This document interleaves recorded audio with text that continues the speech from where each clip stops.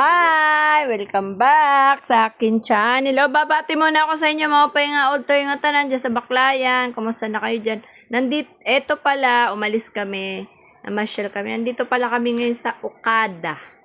Okada guys, yung hotel sa Manila. Nandito kami ngayon sa Manila. Namasyal lang guys, wala lang magawa. Gusto namin mag happy, patanggal ng stress. Yung mga stress sa katawan, patanggal. Andito pala ako ngayon sa CR, kararating lang namin. Ayan guys, oh. Nireretratuhan ko yung CR kasi bawal dito mag-video.